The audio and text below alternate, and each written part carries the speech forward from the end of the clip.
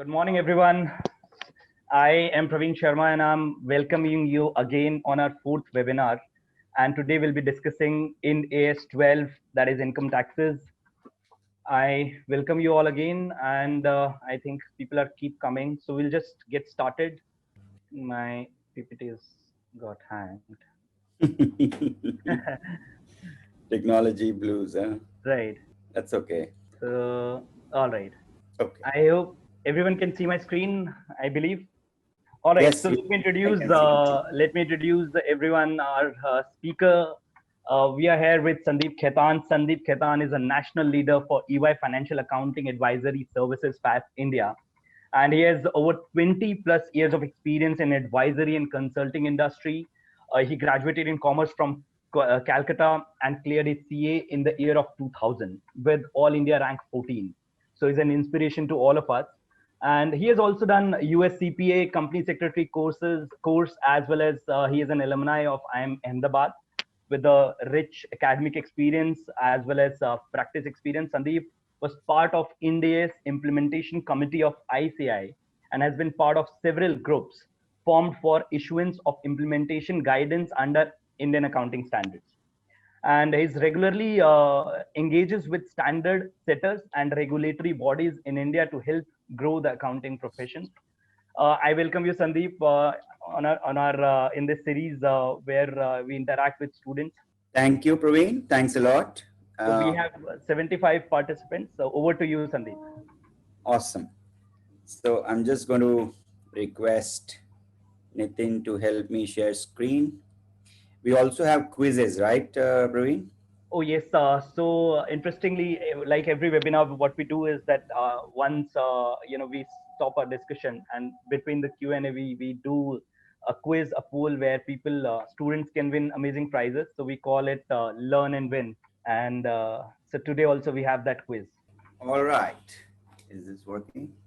Awesome. Okay. Good morning, everyone. I'm really happy to be here again with all of you to help you understand India's accounting standards. And today, our objective is to help you understand India's 12. I was talking to my team as to, at what rate percentage we see the relevance of India's 12 from your examination perspective. And I've been told that, Institute hasn't asked questions on this topic for last several attempts, right? And thus, this topic becomes extremely important for November 2020, I believe, so that there may be a possibility that since they haven't asked question on this topic for last 5-6 attempts, then there is a high probability that something is going to get picked up for November 2020. So my purpose here is to help you understand the basic nuance of this whole accounting standard of Ind AS 12, and also for you to actually understand the principles, right? I'm not here trying to help you understand the entire standard. But what I have actually often experienced in practice through all my experience of 2 decades, and also when I was actually going through the whole preparation, examination, and all of that, right? And I did my US CPA not too long ago, right? I did my CPA actually in 2016. So I was also a student like you all, and I did my I also prepared, right? So I think the fundamental thing for us to do well, especially on papers which are largely based on practical applications, is for your concepts to be absolutely clear. If you're clear in your concepts, then you have the ability to actually think, apply yourself, and then get to a better answer. Your answer may not be correct all the time, but your answer has to actually reflect an appropriate logical thinking as to why you believe that that's the right answer, right? And hence you should have the basic concepts right. So and I had also an opportunity to look at very closely the whole process, the way the whole examination process works.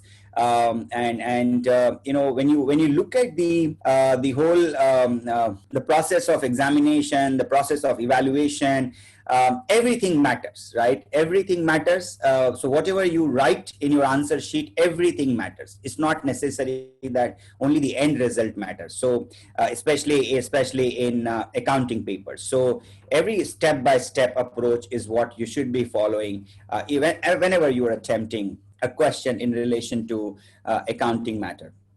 So Ind AS 12 is a standard on taxes. And the taxes, when you look at the topic, is income taxes. That means what? It covers both current tax and deferred tax, right? For the purpose of current tax, you have a separate paper, right? Which looks at the whole income tax element in totality, and hence Ind AS 12 essentially is not trying to address that how do you deal with current tax, because current tax is normally dealt with as per the local regulation in any jurisdiction in which the companies are operating or incorporated. So very simple example is, if you are an Indian incorporated company, you are driven by the Indian income tax law, right?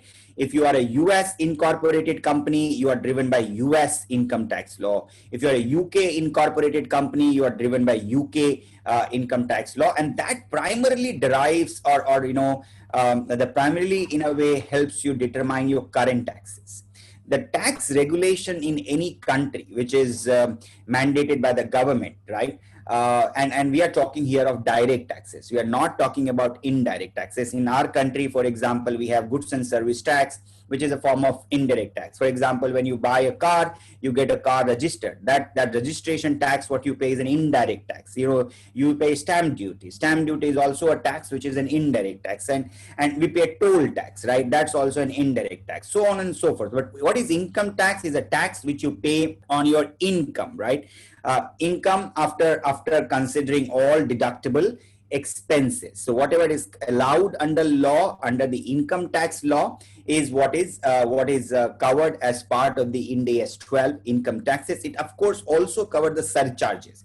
If there are any surcharge which are required under the income tax law, if there are any interest or penalties which are allowed, which are required or levied under the income tax law, all of that is what is covered as part of the scope of Ind AS 12. We also have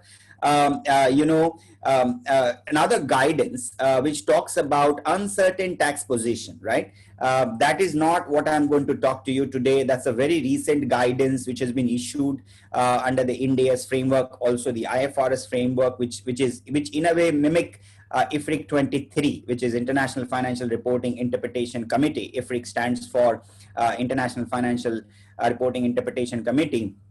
That is IFRIC 23 on uncertain tax position. We will not aim to cover that.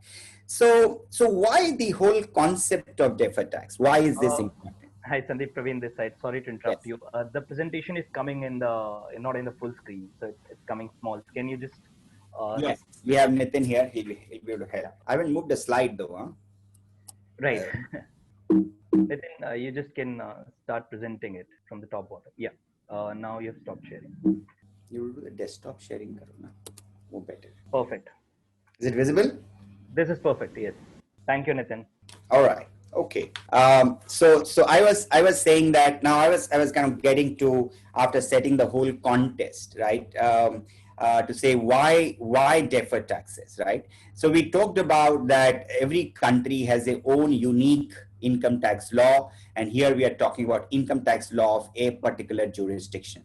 So what happens, and that in accounting, they are not driven or guided by the income tax law of a particular country. Ind AS is again a unique accounting framework which provides us guidance as to how a particular item of income or an expense or an asset or a liability or an equity has to be dealt for or accounted for, right?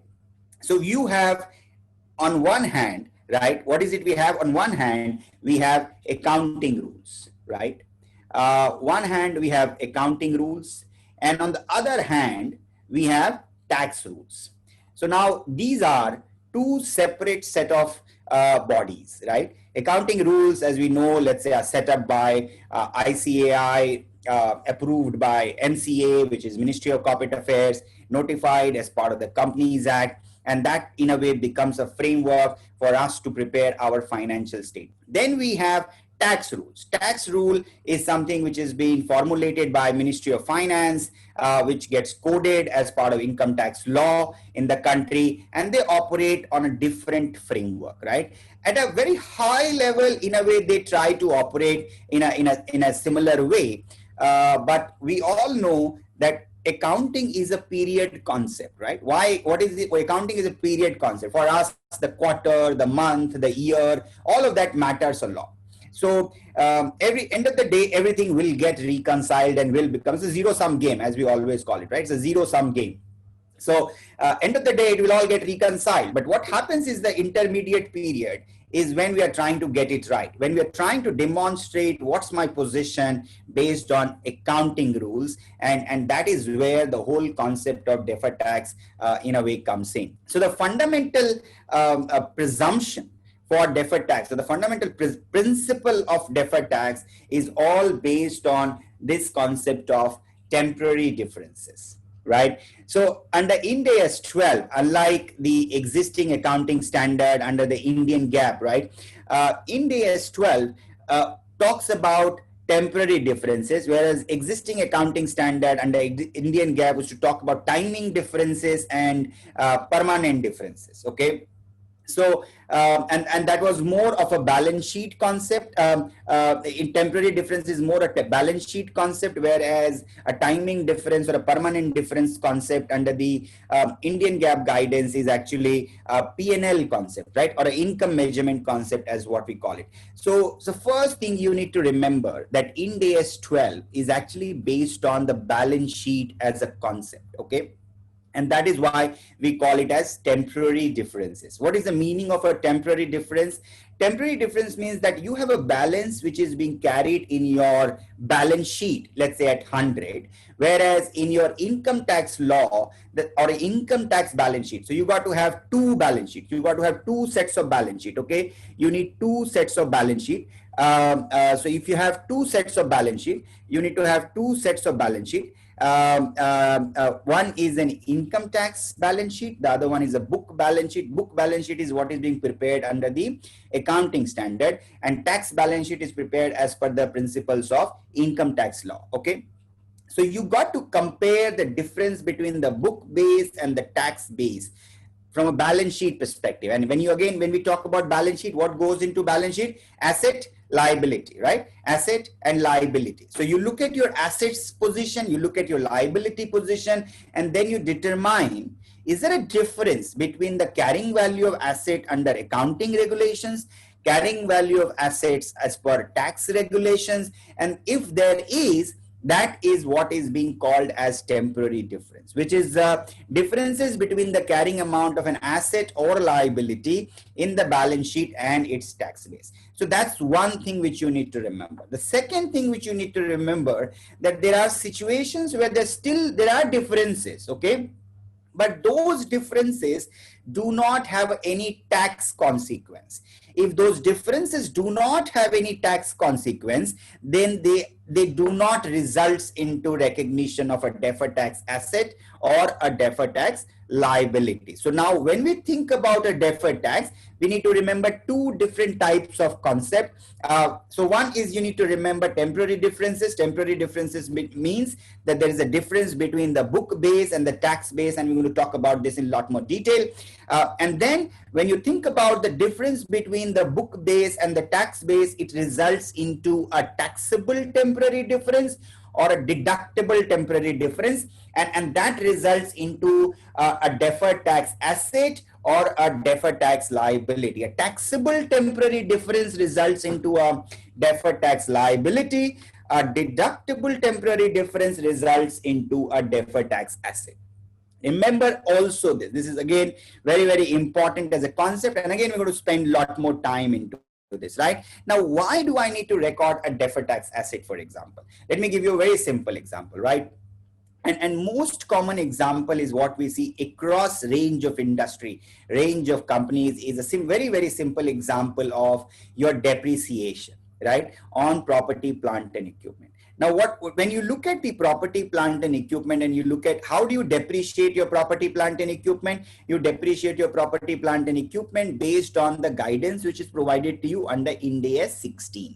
Now, Ind AS 16 says mostly what, let's say I purchased let's say a computer. Okay. Now, when I purchased a computer, Ind AS 16 says you determine the useful life of that computer, you determine the residual amount of that computer, and then depreciate the purchase cost over its useful life. So for example, let's say I purchase it for $100 and there's a residual value of, let's say, $5, or there's, let's say, nil residual value, and then 5 years is the useful life. So I'm going to depreciate, record $20 or 20 rupees as an expense in every year, assuming I'm amortizing or depreciating this on a straight line basis. Now, when you look at the income tax law, actually in the income tax law, the depreciation rates are actually codified. You don't have a judgment. You don't have a choice here. It says that if it is computer, you got to follow written down value method, and this is the rate. You get 60% depreciation, let's say, for example, in year 1, or you may get 15%, you may get 25%. So they're slabs, right, which are prescribed under the income tax law. And you follow a block of asset concept under the Indian income tax law, and you follow written down value method as a form of depreciation. So now for the same asset, you're going to depreciate, which was worth 100 rupees or $100, and apply, let's say, 60%. So your depreciation cost under the income tax law is 60, whereas your depreciation cost under your accounting law was 20. Now this creates this carrying value of the same asset now in accounting is 80, whereas the carrying value of the same asset now in tax is actually 40. Right? 100 minus 60 is 40, whereas 100 minus 20 is 80. So this resultant difference between the accounting, and then you have what? Then you have different tax rates, right? You have a tax rate of 30%. And we know that the income tax expense is an important element for you to determine your profit or loss for the period, net profit or loss for the period. So income tax expense is an important element of what goes into determination of your net profit. And when you think about an income tax expense, it talks about both current tax plus deferred, right? Current tax plus deferred tax.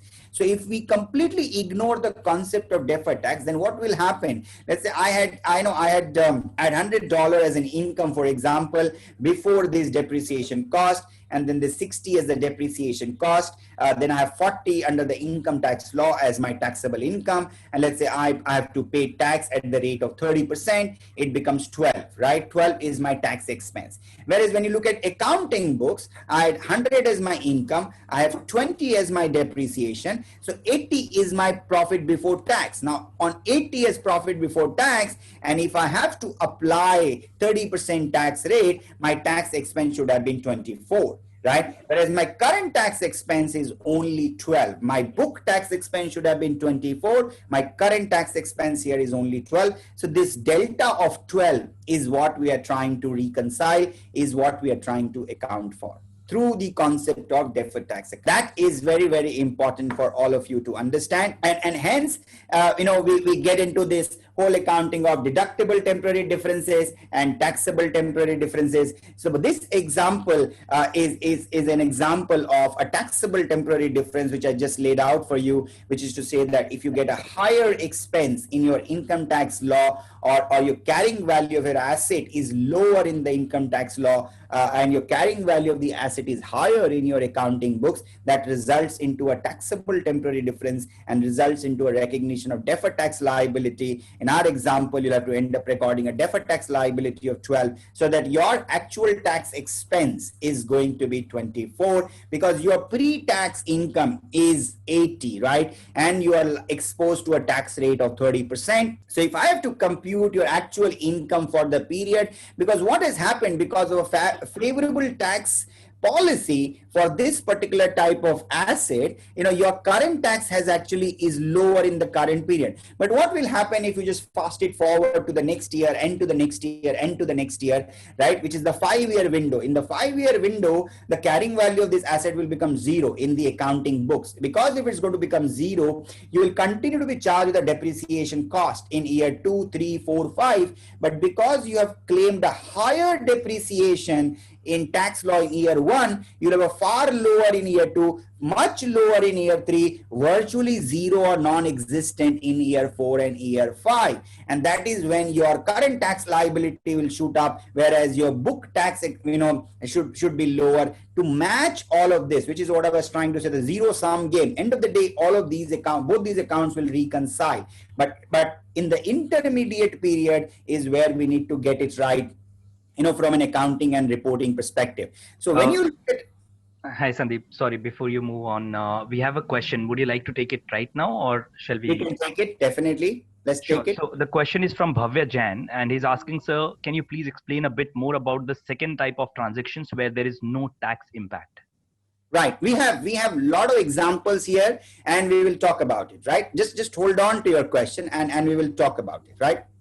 So let's look at the temporary differences. The thing I was talking about, temporary differences are divided into two components: taxable temporary differences and deductible temporary differences. A taxable temporary differences results into recognition of a deferred tax liability. Deductible temporary difference results into a recognition of a deferred tax asset. So the definition of taxable temporary difference is something which results into a taxable amount in determining taxable profit of future period when the carrying value of the asset or liability is recovered or settled, which results into a recognition of deferred tax liability. A deductible temporary difference results into a recognition of deferred tax asset. Okay, and we will try and again cover this with more example, right? Which is to say that, when you look at a book base and the tax base, and again, it is important for you to remember, right? Whenever you're trying to visualize deferred tax, whenever you're trying to visualize accounting for income taxes under Ind AS 12, the first thing is, of course, you've got to get guided by the current income tax law of the jurisdiction, and that is where you determine your current tax expense, right? That's done, which can be very simple to say that your taxable profit under the income tax law is, let's say, 100, tax rate is applicable is 30, your current tax expense is 30, right? Now the next is the big issue which comes is, how do you determine your deferred tax, right? Which is resulting into a deferred tax expense or deferred tax income, in a way to balance out your total tax expense. Okay, and that is basis the principle of determination of deferred tax asset and deferred tax liability. So you got to look at your book base of balance sheet, you got to look at your tax base of balance sheet. It's a balance sheet approach. Always remember, it's a balance sheet approach. It's not a P&L approach. If you will try and follow the P&L approach, you will always get it wrong, right? You will always get it wrong, or you will always make mistakes. You got to think it through from a balance sheet approach perspective. It's a balance sheet approach, right? Temporary. So I got to visualize my book base of balance sheet, and I got to visualize my tax base of balance sheet. The difference between the two is what going to result into a determination of a deferred tax asset and a deferred tax liability. So from a taxable asset perspective, the book base I need to determine is the carrying value. So from a book base is the carrying value. Whatever is there in your balance sheet that is what the carrying value. From a tax base perspective, you got to figure out that what is the deductible amount, right? Amount which is deductible for tax purpose, is what it becomes an important from a tax base perspective, or for non-taxable asset or a non-taxable liability, it also is the carrying value. Because a very simple example is a loan, right? If you are, which is the item which do not have any tax consequence. So 100 rupees of loan which I borrowed from a bank, the 100 rupees of loan, is there in my book base of balance sheet as well as a tax base of balance sheet. In both it appears as 100. This has no tax consequence. But if you just think it through further, let's say now I have to pay interest on this loan, and the interest I have also paid a processing fee on this loan, right? So let's say I have to pay interest at the rate of 10%, and I've paid a processing fee of 5%. That means your carrying value of the loan in books is now actually 95 on day 0, because 5% is what banks takes away on day 0. That means your what net money which you receive was only 95. Whereas in the tax, this 5 may also be immediately available to you as a deduction, for example, and your carrying value of loan in your tax books is possibly 100, whereas you may have also received a deduction of this 5 as an immediate deduction under the tax law. So this then creates a temporary difference between a book base and a tax base, and on which you need to then record a deferred tax asset or liability, as the case may be, to determine appropriately. And I'm going to talk to you with a lot more example to help you understand this concept. So you got to think through again from a balance sheet approach perspective to make it simpler for you. Is a book base of the balance sheet and the tax base of the balance sheet will help you determine whether it results into deferred tax asset or it results into a deferred tax liability. Let's take this example, right? We're going to look at this with the help of this example. Entity A has inventory with carrying amount of INR 100,000, 1 lakh as at the reporting date. It recovers the value of inventory through sale in a subsequent reporting period. The sale value is economic benefit derived by the entity and is taxable.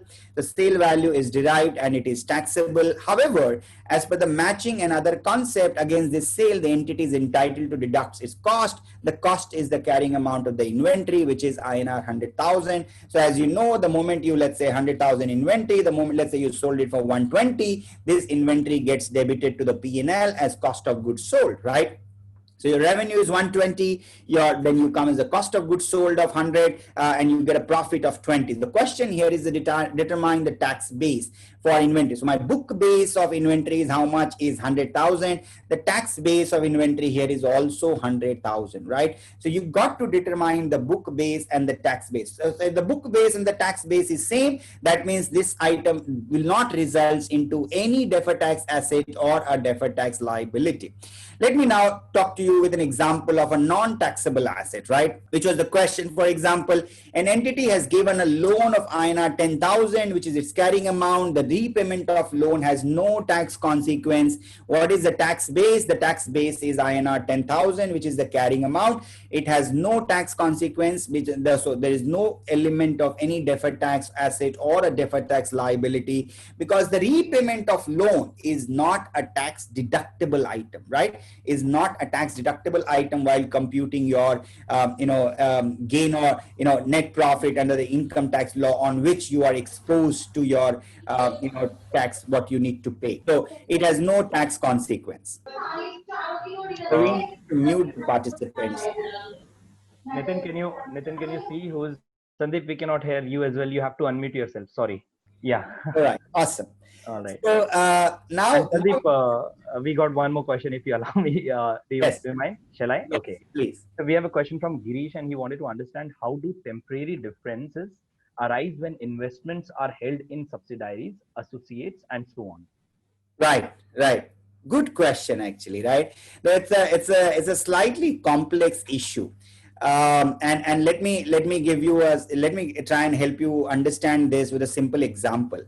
So when you have made investments, right, in subsidiaries, joint venture or associate, let's say I made an investment of 100 rupees into, let's say there's a holding company H and they made an investment into subsidiary A, right, or subsidiary S, and I made an investment of 100 rupees, right?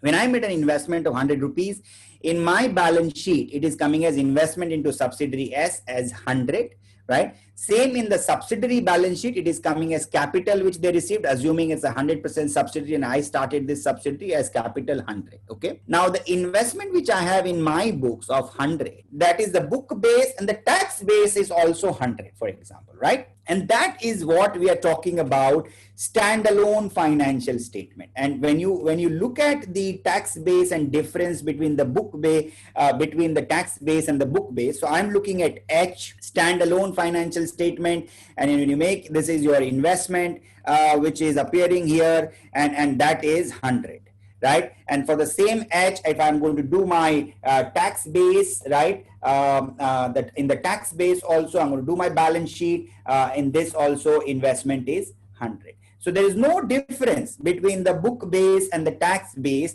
in the standalone financial statement for a holding company which has made investment into the subsidiary. All right. Now, if I were to change this if I were to change this, into just let me, if I were to change this into to say, now I'm going to look at the same example, okay? I'm going to look at the same example from the perspective of the consolidated financial statement, okay? And why consolidated? So now let's look at this consolidated financial, and that is where the temporary difference gets originated. Now I have this holding company, okay, and I have this subsidiary company. These are two companies, right? Now let's assume holding had made investment, remember that 100 rupees. Now let's say in the current period financial statement, subsidiary has had a sale of 100 and they have a cost of 50. They made a profit of 50. Okay, the subsidiary made a profit of 50, and then what happens in the subsidiary equity box, in the subsidiary balance sheet, in the equity box, you have 150. It is no longer 100. In the equity box of subsidiary now, I had capital of 100, right? And I had this profit of 50. Okay, so 150. Whereas in H balance sheet, nothing has changed. The investments continues to be 100. Okay, in H balance sheet, investment continues to be 100 in the standalone balance sheet. Okay, whereas in subsidiary balance sheet, now the value has gone up to 150 because they made a profit. Now when you're trying to do this consolidation, okay, so the temporary difference between investment into holding subsidiaries and into subsidiaries, joint venture and associate only gets originated in the consolidated financial statement, because my carrying value of investment is 100, whereas my the book base has actually now gone up to 150 in the consolidated financial statement, because I consolidate this 150 as my consolidated asset base for my subsidiary, but in the tax base it continues at 100. All right, and that is why this 50 actually is a temporary difference. Now just think through this example a little ahead. Let's say if this 50 would have been distributed, by the subsidiary S to H in its entirety, then possibly subsidiary S either would have paid the dividend tax, or subsidiary or H would have paid income tax on this, and the subsidiary asset would have only been 100 is what would have been consolidated by H, and there would not be any temporary difference, from that, because the subsidiary is not distributing the money what they are making, and that is what is called undistributed earnings. And so temporary difference in relation to whole joint venture, subsidiaries or associate is actually in relation to the undistributed earnings of those subsidiaries, joint venture or associate. And then the question comes that, do I need to record a deferred tax asset or liability on that temporary difference or not? And this is a complex issue. And why I'm saying this again, a complex issue, is because the answers are not straightforward. You need to again determine that whether this undistributed earnings can be reinvested or can be repatriated in a tax-free manner. If the answer to that is yes, then again you don't need to record any deferred tax asset or a liability. And also there is another element to say that, can holding actually controls the distribution of this undistributed earning? If the answer to that is yes, again then you have a accounting policy in a way choice to say that if holding controls and holding a company does not desire to distribute this money, then again you're not required to record a deferred tax asset or a liability. This exception is not available in relation to undistributed earnings of an associate, because for associate you are not in a position to control the dividend policy of that associate. You can at best only influence, and hence you are supposed to record a temporary difference. This becomes a temporary difference on which you are supposed to record a deferred tax asset or a deferred tax liability. Long answer to your question, but as I said, this is an area which is an area where people often make mistakes. People don't understand. This is what is called in practice, what we call it as outside basis temporary difference. This is not so there are two types of temporary difference, if you were to further try and understand this, which is called outside basis and inside basis. Inside basis is what you see in your standalone financial statement, when your standalone financial statement gets compared with your standalone tax-based balance sheet, right? And that is what the temporary difference between the two is, what is called inside basis. And the consolidated related temporary difference are in practice we call them as outside basis temporary differences. And on outside basis temporary differences, you got to be more careful first to evaluate this and then to determine whether it results into a recognition of a deferred tax asset or liability. I hope I have answered your question to your satisfaction. Now I'm going to come back here to say that current liabilities include accrued expenses with a carrying amount of INR 100.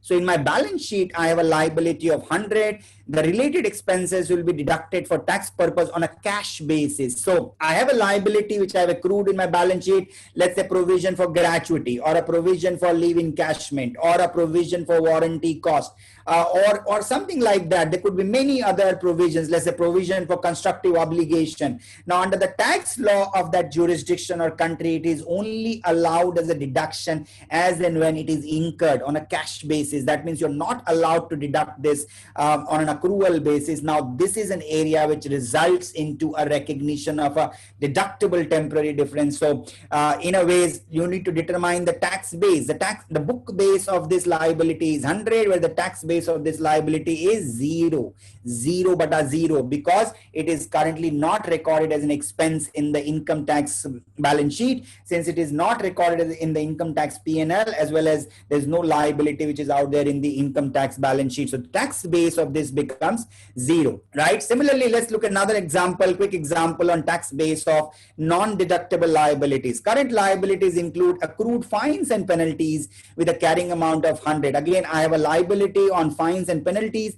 These fine and penalties are not deductible for tax purpose. So even though I have paid up, let's say you're speeding your car and then there's a cop sitting there on the street, and then there is a penalty which is levied on you because of your speeding violations. Now, if there is a penalty on your speeding violation, the income tax law may say that this is not deductible. No, so you still paid this, and that is still an expense in your P&L, in your accounting law or your accounting books, right? But the tax base of the accrued fine and penalties is INR 100. That means it is not deductible. So the book base and the tax base are same, and hence it has no tax consequence, and you don't need to record any deferred tax asset or a liability in relation to non-deductible liabilities, from that perspective. A loan payable has a carrying amount of 100. The repayment of loan will have no tax consequence. Again, determine the tax base. The tax base of such loan is nothing but 100. So when you look at some of these examples, what again is important for you to understand, what is my book base, what is my tax base,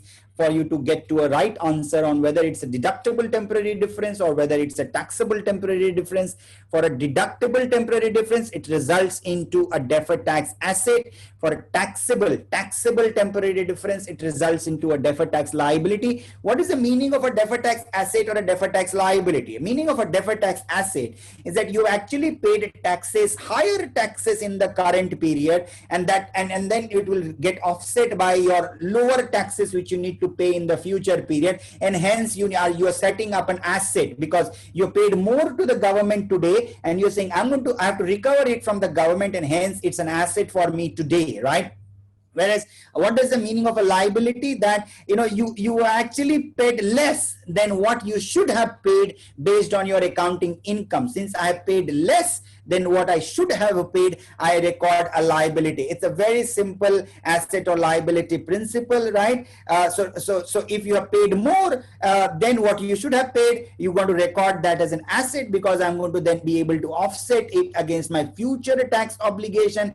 Now, if I paid less today, and then that means I have to pay more, right? So if I paid less, then I have to pay more in the future. So if I paid less today, it results into a recognition of a deferred tax liability. And that is what is taxable temporary difference means. You paid less today and you got to pay more in future. That means it's a liability. Deductible temporary difference means you have paid more today to the government and so you have to pay less to the government in future. And that is why it's a deferred tax asset or a deductible temporary difference. And we will again try and understand with the help of an example.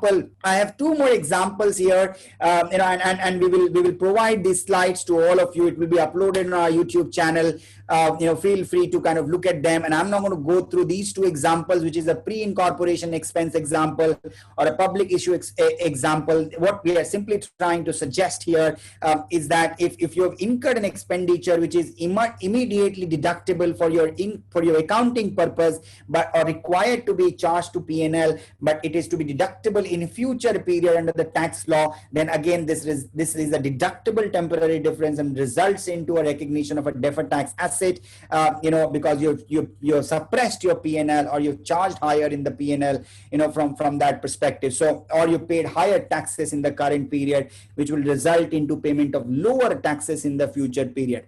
So with this, I want to get to this slide. This is very, very important slide for you to understand. Actually, you should just be, when I would recommend each one of you, all right, to be absolutely clear on this slide. It is very, very important for you to get this clear in your head.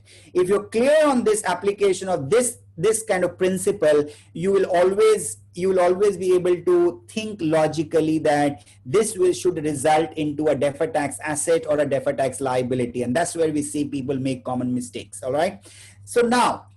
So we talked about the book base and the tax base, right? And then we talked about it is in the context of an asset and a liability, all right? So, and also we talked about deductible items and non-deductible items. If they're non-deductible, that means this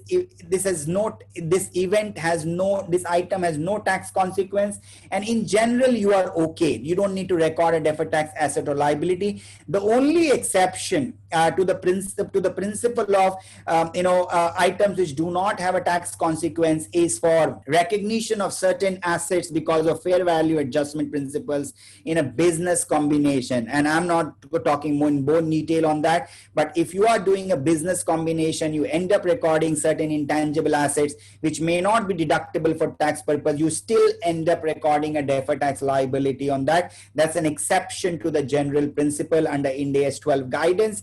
Let's not get into that, but in general, you got to look at your tax base and the book base, and this you need to look at with your asset and the liability. Now, when I'm going to visualize this with reference to the asset, right? Now, when you think of an asset, and then I think of the book base, if my book base is higher, that means the carrying value of the asset is higher in my books, and in the tax base, it is lower, okay? In the carrying value of the asset is lower in my tax books, in the books, accounting books, it is higher. That means what? I have either claimed, my profits are higher. If my assets are higher, my profits are higher, right? And in the tax, if my assets are lower, that means my profits are lower, from that perspective. So this is something which is going to result into deferred tax liability, right? Which is called deductive taxable temporary difference. If my book base of the asset is higher, tax base of the asset is lower, this is called taxable temporary difference, and it results into a deferred tax liability. Extend the same example to say that if my book base of the asset is lower and the tax base is higher, that results into a deductible temporary difference, and it results into a deferred tax asset. And then if you extend the same example to liability side of your balance sheet, if the carrying value of the liability is higher, that means what? Your P&L is suppressed, right? You have less profits. More liabilities means less profits, right? If I have more liabilities in my books and less liability in my tax, that means again it results into a deductible temporary difference, and it's a deferred tax asset situation. If I have less liability in accounting books, more liability in my tax books, that results into a taxable temporary difference, and it results a case of a deferred tax liability. So this whole principle is what you need to understand for you to get it right, that what situation will result into a deductible temporary difference and a taxable temporary difference. And in this one frame, the entire concept can be made clear, that whether it should result into a deferred tax asset or it should result into a recognition of a deferred tax liability. Think it from a tax book basis balance sheet and a tax basis balance sheet. And then I'm going to look at it from an asset perspective and a liability perspective. And when I think it from an asset perspective, my book base of the asset is higher, my tax base of the asset is lower. That's a taxable temporary difference results into a deferred tax liability. My book base of the asset is lower, my tax base of the asset is higher. That results into recognition of deferred tax asset, right? And similarly, when you go to the liability side, if my liability in my balance sheet is higher, in my tax balance sheet it is lower, that results into a deferred tax asset or a deductible temporary difference. Similarly, if my liability is lower in my book balance sheet and higher in my tax balance sheet, that results into recognition of a deferred tax liability. Again, visualize this book-based balance sheet, tax-based balance sheet, asset and liability in one frame. You can get your concept clear to say that whether this item, this difference should result into a recognition of a deferred tax asset or a recognition of deferred tax liability. How do you pass journal entries? You're going to pass journal entries in relation to recognition of deferred tax asset to P&L, similarly deferred tax expense to deferred tax asset when you have to reverse it. Similarly on deferred tax liabilities, you're going to record as deferred tax expense to liability, and when you go to reverse is deferred tax liability debit and P&L credit. From that perspective, that's how you're going to record journal entries. There are more complexities, right? From the Ind AS 12 element. So if you have a tax holiday, right, it results in you've got to then do something what is called scheduling of the reversal of temporary difference. So temporary differences which are going to reverse within the tax holiday period, they are presumed as events which do not have tax consequence, and hence you are not supposed to record any deferred tax asset or liability. But temporary difference which are going to reverse, which are originating today but are going to reverse after the tax holiday period, that is where you got to record a deferred tax asset or liability, as the case may be. Similarly, once you've recorded an asset, right, every asset is subject to recoverability test. So I've already paid tax to the government, right? And that is, but my accounting income suggests that I paid more, and hence I'm going to record a deferred tax asset. But for me to actually recover this money from the government, right, I have to generate more book income in the future, right? I have to generate more book income into the future, and then that is where, and then only government is not going to give me back, right? Government is never going to refund you taxes, what is supposed to be paid by you. Of course, if you're paid more under the tax law, then that is what you get as a refund, and that anyway gets accounted for as a prepaid tax or an advance tax, etc., etc. Assuming you've not paid more taxes, if you paid what was required in the current tax, government will not pay you. And in some jurisdictions, you should understand, which is what is being called as carry back. In United States, for example, you can carry back your losses of the current period to the previous years as well, okay? And that is where you may get some tax refunds. In India, this is not possible. In India, under the Indian income tax law, this is not allowed. We are only allowed to carry forward our tax losses to the future period and offset against future taxable income. Carry forward of losses are allowed. Carry back is not allowed. Under the United States income tax law, you can also do carry back of your current period losses against your past income, and you can claim actually a tax refund, but that's not possible under the Indian income tax law.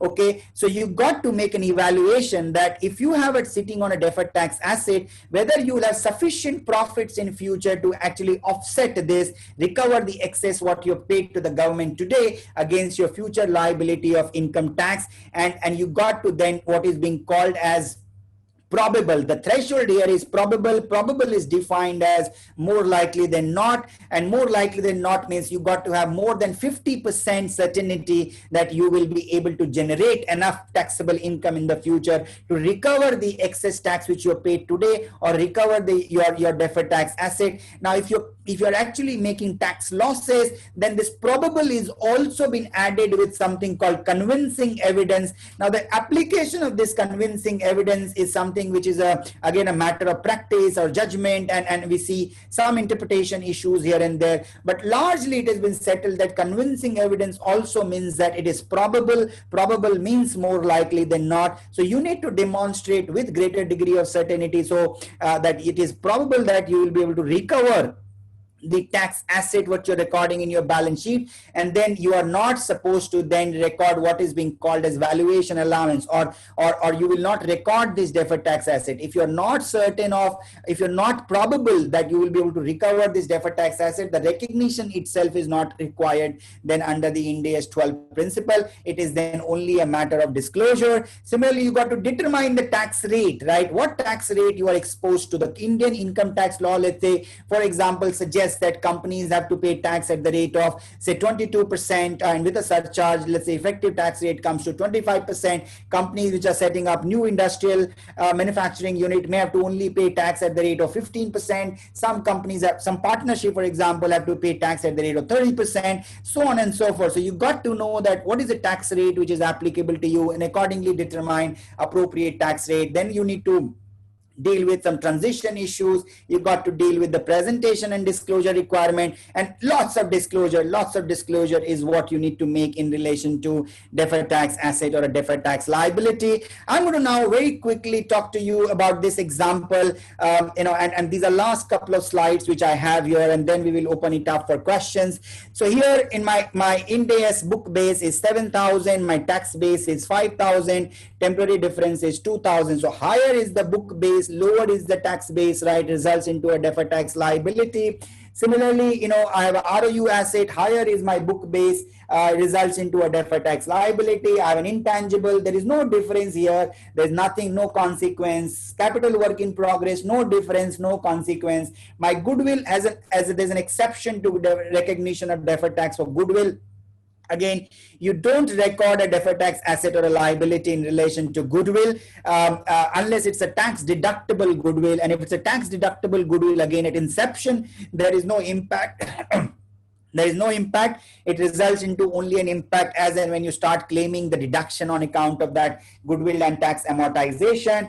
Again, so on and so forth. So you have long-term investments. You got to look at the book base and the tax base. Also remember the tax rate. Now, if the long-term investment are taxed at a different rate, then your recognition of deferred tax asset or a liability has to be done with reference to the tax rate, which is applicable to that type of, difference, temporary difference. So you got to focus on temporary difference. Now, this temporary difference, when it's going to reverse in the future period, right, at what tax rate it is going to reverse based on the tax law which is currently prevailing, which are already approved. So if it suggests that based on the prevailing tax law in 2025, when it's going to reverse, you will get benefit at the rate of 10%, then you only going to set up a deferred tax asset or a liability at the rate of 10%, right? Even though the current tax rate is 30%, right? But if you want to get the recovery of this will happen in the year 2025, and the tax rate is already notified today, and if that is 10%, then you want to do it at the rate of 10%. So remember, the notified tax rates which are available today,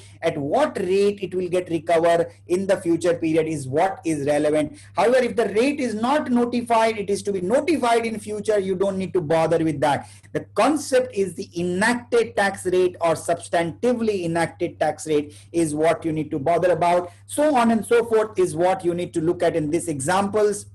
If I have to look at, something like provision for gratuity is what we see very commonly. The book base of gratuity is 100. I have a higher liability in the books. In the tax, there is no liability. That results into a deferred tax asset, which is a deductible temporary difference. Similarly, leave encashment. I have a liability for leave encashment in the books. I have no liability in the tax law, because the tax law says that you can only get deduction for leave encashment when paid, not on accrual basis, where we know that the accounting standard requires me to accrue for these leave encashment. So that is where it's a deferred tax asset. Similarly, for warranties, if there is no difference between book and tax, assuming there is no difference, no deductible temporary difference or a taxable temporary difference, and hence no impact. So just to quickly recap what we talked about, right? Deferred tax asset or liabilities are actually originate, with reference to temporary differences, and temporary differences is what you need to think through from a balance sheet approach perspective, and you got to look at it from a book-based balance sheet and a tax-based balance sheet, and then you got to break this down into a deductible temporary difference and a taxable temporary difference. And deductible temporary difference means if and then you got to look at it in the context of an asset and a liability. Now, if the higher is the book base of a asset, right, and lower is the tax base of that asset, that is what is a situation called a taxable temporary difference results into a deferred tax liability. If the lower is the asset carrying amount and is the higher is the asset carrying amount in the tax base, that is a situation what is being called as a deductible temporary difference. And then you got to record that a deferred tax asset on that. And again, you got to think through an asset or a liability that this item will this help me reduce my tax liability in the future period. If the answer to that is yes, that my tax liability in the future period will be lower, that should be an item which results into a deferred tax asset today. If this item will result into a higher tax liability in the future, that is an item which is going to result into a deferred tax liability recognition today. And then lastly, you have this concept of unabsorbed depreciation or carry forward losses. So if you have these carry forward losses, right, you also, and which is what I was talking about, the carry forward and the carry back. And the Indian income tax law, you're only allowed to do carry forward. But if you're doing financial statement for a company in the United States, you also need to think through about carry back. And hence, for you to get to write the accounting for income taxes under Ind AS 12, you need to have good understanding of accounting principles, and also you need to have some good understanding of tax principle for you to get both of these right. And hence, if you have a carry forward allowed in the jurisdiction in which we are operating, you're also supposed to defer tax asset with reference to the rate which will be prevailing when this is likely to be likely to reverse, and that's what you will have. And but if you have a carry forward losses, the threshold for recoverability is slightly higher, and that is what we call it as convincing evidence. So with this, in a way, we have come to an end of the conversation from my end, and I'm going to let Praveen quickly run the contest, and then we will follow it through with some Q&A, and we'll try to wrap it up, in next 15 to 20 minutes. Praveen, over to you. Thank you so much, Sandeep. It was really exciting and energetic. So guys, we are entering to the quiz. So I'll just quickly explain you guys the rules of the contest. So we'll ask you 10 questions. I'll share the link of this quiz in the chat box. You guys will be able to access the link, and then 10 minutes will be allocated for you, for you to answer all the questions. You'll get 1 mark for each question. Winners will be decided on the basis of fastest finger first, after the score, and our decision will be the final decision, which cannot be disputed. Results will be shared immediately after the Q&A and today, after the webinar. So I'll just share the link to everyone, and all the best, you guys. We have got amazing response in the last quizzes. So guys, your 10 minutes starts now. So we are at 12, exactly at 12:10 we'll stop the quiz, and then we'll move on to the Q&A. In the meantime, you guys can also, be ready with your questions. So yes, Dilip will ask, you'll get a chance to ask your question. Nilesh and Aniruddha, we will certainly, get back to Sandeep with your questions. So in the meantime, you guys have 10 minutes. 1 minute has already been passed. I've shared the link. Please access the link. I'm sharing it again in the chat box, requesting you guys to please open it, take your time, and may the best win. Please message me in private chat if you guys are unable to open, if any one of you is unable to open. And time is running, yeah? Interestingly, we have already got, submissions, and students are performing really well. Awesome. That means they have understood the concepts, I hope. Concepts. And Sandeep, students will be surely appearing in November, so the exams are also coming. Right. So, if, I'm sure that they must be nervous, or some clarity. If we can, for 2 minutes, we can talk to them about that. That'd be great from your perspective. Sure. Last 4 minutes, everyone. Really hope you enjoy this quizzes. And to all the winners of the previous, contests, be assured that you'll receive your gifts soon. We have dispatched all the gifts. So Some may have already received it, right, Praveen? Because almost uh, 8 days since we dispatched it. hopefully. Yeah. So we'll confirm, to the people who have already, if they have received it. If Okay. not, we'll try to see that, by as soon as possible they receive it. Awesome. They deserve it. Yeah. 3 more minutes, everyone. And we have started getting a lot of questions as well. Yeah, I'm unable to see. I'm Ankit, not we able got to use the chat. Not able to see the chat room. Nitin, can you come and help me here? uh, How do I? so would you like to interact with the students? I mean, we can ask them to ask you a question through video Yeah, chat. yeah. Ankit, you got 7 marks. Great, congratulations. We have got a couple of people with 10 on 10. So 10 on 10, huh? Awesome. Yeah, now I can see. yes, yes. Okay. Last 2 minutes, everyone. After that, will you guys will be able to, please feel free to interact with Sandeep. I'll name you guys. I'll speak your name, and then you can start your video and ask your question. Interact with Sandeep. After the quiz, kindly explain the last question of the quiz. Okay, so we'll take that as well, Akshay. Last 1 minute to go, everyone. All right, great. So I just got a message, Sandeep, that we have already got the winners, Awesome. and all three people have 10 on 10 marks. With the quiz, and they were So very I see a question here, Praveen, that after the quiz, kindly explain the last question of the. last question. Right, In right. fact, I would request one of the winners to explain the last question. Right. That will be awesome, actually. So do you want me to? So let's do one thing that once we You can take this ask the name question, and ask these individuals to just do a quick introduction of themselves, let's do that. and then also one of them, whosoever is comfortable, all three can come together. Whosoever is All right. comfortable can also explain this question.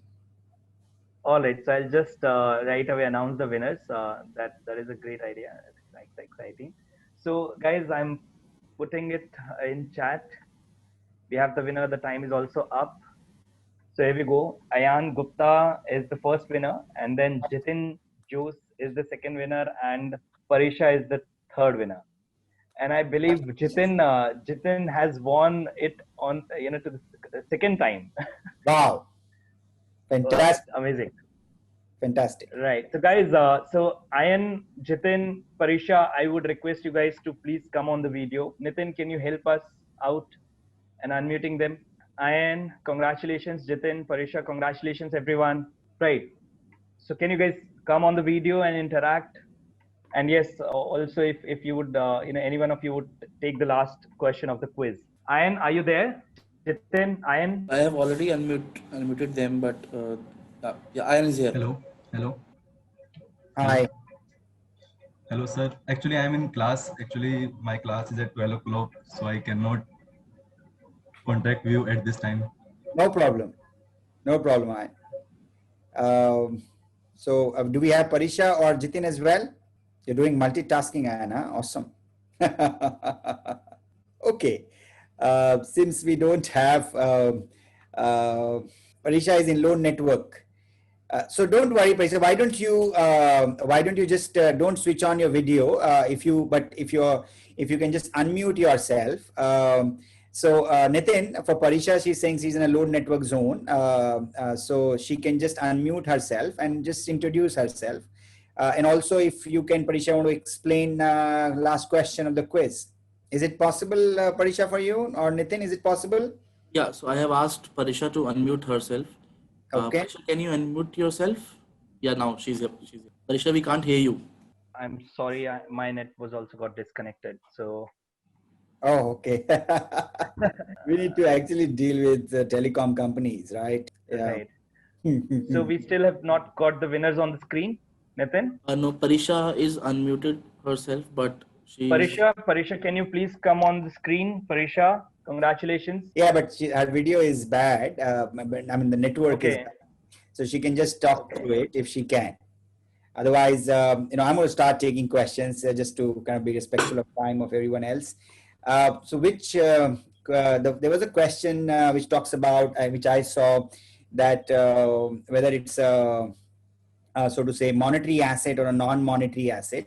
So the whole concept of monetary and non-monetary asset is actually to do, what is a monetary asset? When you think about this, is that when actually somebody is under an obligation. Monetary means somebody is under an obligation to actually pay you in cash or cash equivalents. From that perspective, is the settlement of that asset or a liability eventually is going to happen in the form of a cash or a cash equivalent. Now, when you look at a deferred tax asset or a liability, the government, as I said, that are not under an obligation to settle it, right? They are not going to give you a cash or a cash equivalent. You actually generate, additional taxable income in a way to offset or to recover this asset in a different form or manner by way of paying lower taxes or by way of paying higher taxes in the future period. And hence they are generally not considered as a deferred tax, as not considered as a monetary,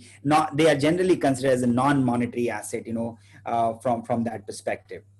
So I hope that has helped you to understand this. Do we have any more question? We talked about second type of transaction where we talked about investments are held in subsidiaries. Yes, a deferred tax impact on assets classified as non-current assets. So anybody wants to ask me question, you guys, if you can unmute and ask me a question, or I'll just look at some from the chat box.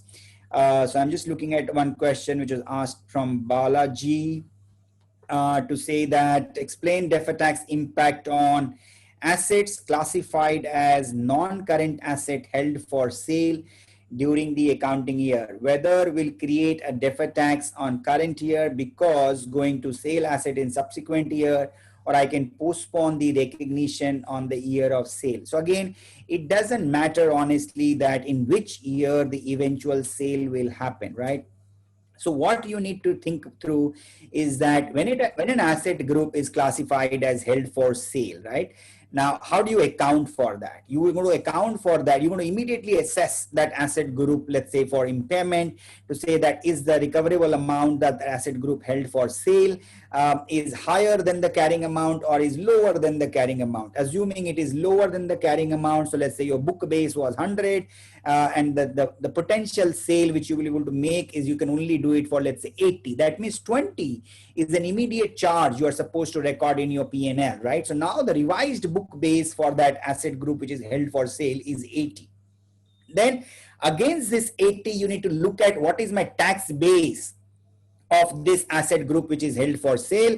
Now, if the tax base of this asset group which is held for sale is 100, so book base is 80 and the tax base is 100, what does that mean?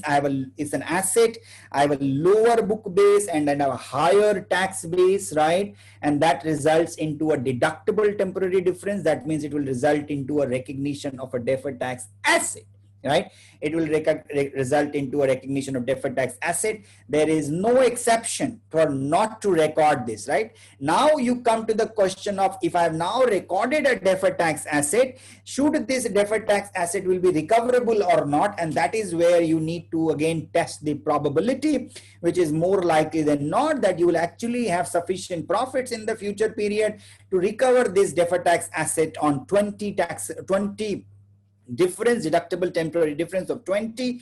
If the answer to that is yes, let's say tax rate is 30%, that means you're actually going to carry a deferred tax asset at 6 in your balance sheet. And then you need to test whether this 6 is recoverable or not by way of having sufficient profits in the future period. If the answer to that is yes, you carry on with your deferred tax asset. If the answer to that is no, then you don't record, or to the extent you can. So if you can recover 4, you're going to carry 4 as your deferred tax asset, or 5 or 3 or 2, to the extent you can recover based on your assessment of the probability, which is defined as more likely than not, you will record and carry forward. Kindly share the presentation, of course. We will Can we take Nishita's question? Sandeep, if we may ask her to come on the video chat. Yes, please. Nishita, please, you're free to ask your question. Good afternoon, sir.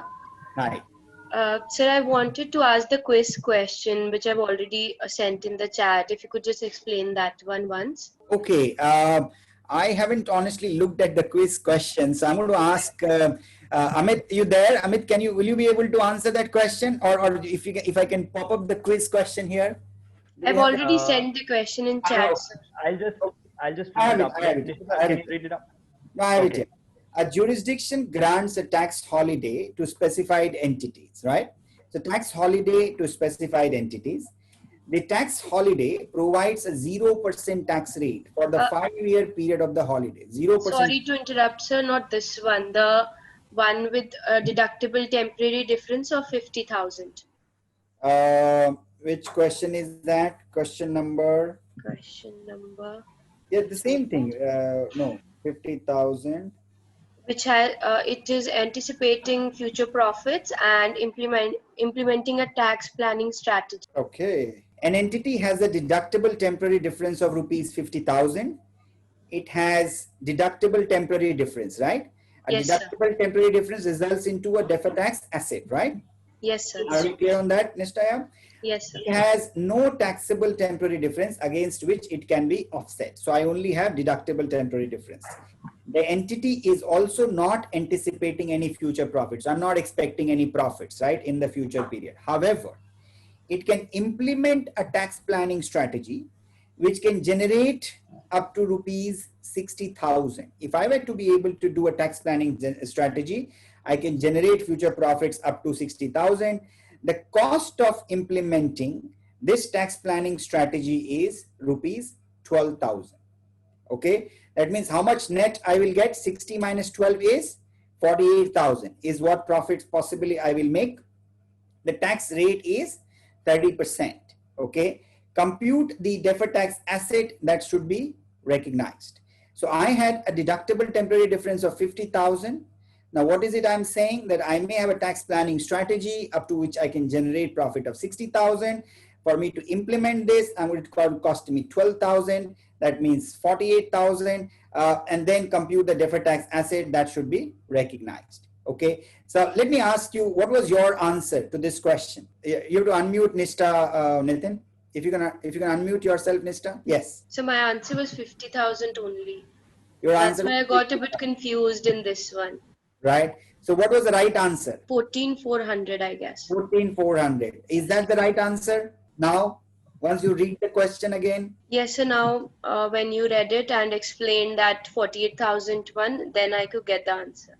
Absolutely. And again, now when Praveen asked me that what is it you all need to do to get it right, again in the question of practical papers, right? It is very important for us to read the question paper, underline every information which has either dates or which is amounts. Okay, I have often seen that I end up also making mistake if I haven't taken notice of the dates and also haven't taken notice of the amount and all. Many times information also is just to misguide you also. So you got to also be careful that is there an information in the question paper which is to misguide you, okay? But you still need to take note of the dates, also take note of the amounts, and then of course you will get it right, okay? You will get it right. We got to be very, very careful. Largely you are okay in your principle to say 50,000 was the carrying, 50,000 was the deductible temporary difference. I have a tax planning strategy. I will make enough profit in the future, and hence I don't need to reserve it with a valuation allowance, so to say, and I should carry this deferred tax asset. But because my expense of implementing this strategy, I will actually only be able to realize 48,000, and hence I'm going to record a deferred tax asset of 14,400. On this 2,000, this is 600 at the rate of 30% is I will not be able to realize. Right. All right. Yes, sir. Okay. What else? Sandeep, Sneha and a couple of other people also wanted to understand the last question of the quiz. Okay. Yeah. Last question, which is a jurisdiction grants a tax holiday to specified entities. The tax holiday provides a 0% tax rate for the 5-year period of the holiday. The normal tax rate is 30%. So for the first 5 years, it's 0%, right? The normal tax rate, which is 30%, the tax holiday period for the company begins from 1st April 2020 to 31st of March 2025, right? 5-year period. As on 31st of March 2020, the company has carry forward losses of INR 50,000. As of 31st March 2020, I have a carry forward loss of 50,000. It is expected that company will make profits of more than INR 150,000 in the next 5 years. In the next 5 years, when actually I am in a 0% tax period, I'm going to make 150,000, right? Determine the deferred tax asset to be created on carry forward losses as on 31st of March 2020. So for how long I'm supposed to carry forward my losses? So the normal tax rate is 30%. The tax holiday is 5 years. The company has carried forward losses of INR 50,000 and expected that company will make profit of more than INR 150,000 in the next 5 years. Determine the deferred tax to be created on carry forward losses as on 31st of March 2020. Okay, so who asked this question to be explained? Do we have Praveen? The last question? Yeah. Sneha was there. Yeah. Sneha, are you still there? Sneha, can you come on the screen and have an interaction? Yeah, Sneha. Sneha, are you there? Hello? Yeah, Yeah. hi, sir. We can hear you. Yeah, sir. Now tell me. Audible. So what was your answer? So I opted nil just by guess, but I don't know the answer actually. The correct answer was nil? Nil, yeah. Right. So here, see what we're trying to say here, a jurisdiction grant a tax holiday, right, to specified entity. The tax holiday provides a 0% tax rate for the 5-year period of the holiday. The tax rate is 30%. The tax holiday begins from April 20 to 25. You remember I talked about a tax holiday period. If there are tax holiday period, then you need to look at scheduling of reversal of temporary differences. Okay. So I have a 50,000 of temporary difference, which is there at the beginning of the tax holiday period, which is 31st of March 2020. For next 5 years, I'm not supposed to pay any tax. So if I'm not supposed to pay any tax, effectively this will reverse. This 50,000 carry forward losses, right, has actually reversed in a period in which I'm not exposed to any tax. It was so whether I make profit or I make a loss, it doesn't matter. Now this 50,000 loss actually gets reversed in those years in which I am not exposed to any tax liability, because this gets recovered in a tax-free manner in the year in which there is no recovery of the tax from the government. So government is not allowing me to pay lower taxes in that year because I have to pay zero tax, right? Because I have to pay zero tax on that, this is where again I'm not supposed to then record any temporary difference or events which do not have any tax consequence, so to say. Now, if I were to change this question slightly to say that this carry forward loss of 31st March 2020 actually is eligible to the company to be offset against the profit which the company is going to make in the period after the tax holiday, right? So let's say if the question were to further add it to say that you are going to recover this against the tax profit which you make after 2025 to 2030, for example, if you were to make profits, right, then this 50,000 is offset against that profit, and you are actually exposed to a tax liability at the rate of 30% for the profit you're going to make after 2025 to 2030. In that case, you would have, and you have reasons to believe that means the carry forward was after 2025 to 2030, the 5-year period, and you have reasons to believe and sufficient evidence to demonstrate that you will be a profitable entity, after 2025 as well. Then on 50,000, you would have set up a deferred tax asset or the rate of 30%. Because here the recovery of this loss is happening in the period on which you are not exposed to any tax liability or the tax rate. During the period it is getting recovered, the tax rate which is applicable to the entity is 0%, and hence there is no deferred tax asset or liability which you need to record. In this case is the case of a deferred tax asset. Does it answer that question? Yeah, sir. Very well. Thank you so much. Awesome. Awesome. Very good. We have All any right. other I would questions? request Girish. Yeah, Sandeep, sorry. So Girish, please feel free to ask your question. Start your video. Then please unmute Girish. Hi, Girish. Can you start your video and ask your question? Hello. Yes, Girish. Hello. Good afternoon, sir. Good afternoon. Sir, there was actually doubt. My question was, what if the transaction and event is recognized outside the profit and loss? Can you give me an example, Girish? What is the scenario you are actually saying that there is a transaction and event is recognized outside profit and loss? Are you talking about number two accounts? Yes, sir. In the number two account, sir. We don't look at number two accounts, honestly. I mean, if anything is not in the book, I don't want to comment on that, right? So if it is not in the books, it is, you don't need to bother yourself with that. But Okay. that's not something which is expected from a governance perspective. So if you are doing accounting for a company, then whatever the company expenses are, income is, asset or liability, all of that is supposed to be accounted in the financial statement of the company. Okay. Thank you, Okay. sir. Yeah. Thank you. Thank you, Girish. Don't All right. encourage companies not to do anything like that. Huh? Once are you already a chartered accountant, Girish? No, sir. I'm pursuing, sir. You are pursuing. You are appearing for finals. Yes, sir. Which term? When are you going to do your CA finals? Which November or later period? Girish, are you there? I think we lost him. All right. So it's 12:30, Sandeep. Do you see that we can take one more question, or shall we wrap up? Last question. Do we have? Otherwise, we are good to wrap up. I think. All right. Molali, if you can come on the screen. Molali Sheikh, if you what is your doubt related to the again? So there are a lot of doubts related to quiz today. Okay. So she has a doubt related to seventh question. She's a little We bit. talked about that. I think the seventh question was that deducted that 50,000. We already covered. Yes, we've already covered that question, right? Yes. That. Anuj, please feel free to come on the screen. Anuj, and this is the last question for today. Anuj Goyal. Is there any major difference? I think I see the question from Anuj. Is there any major difference in Ind AS and the previous AS? Of course, there are number of differences between existing Indian accounting standard and Ind AS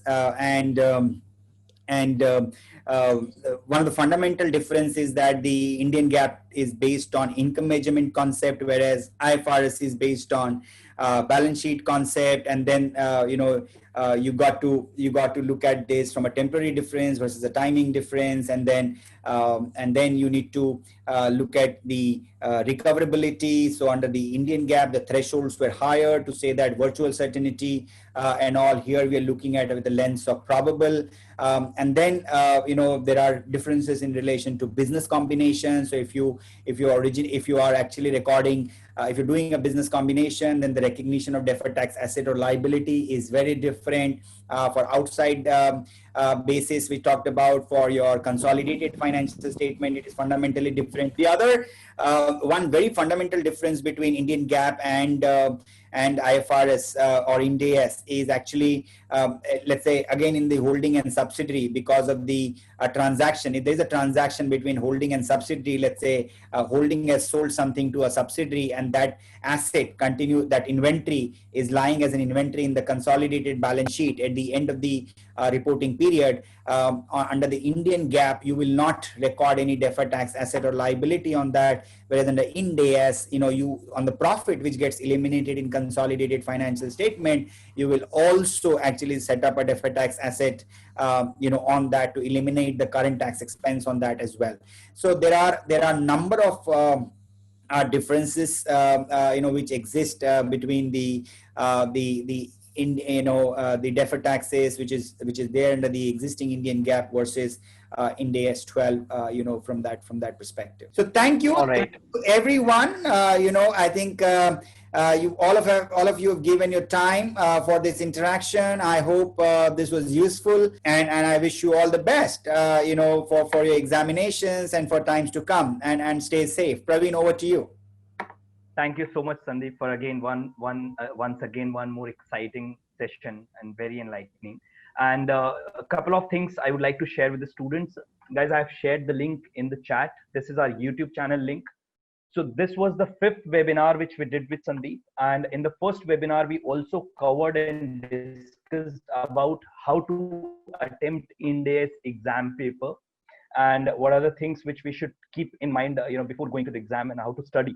So please, we'll upload all the videos of the previous webinars on this YouTube channel. Please feel free to go, revise all the topics which we have covered. And again, wish you all the best from our side. We'll try to come up with such webinars again with Sandeep. Thank you so much, Sandeep, again for your time. Thank you. Bye-bye. Bye, everyone. Thank you. See you in next webinar.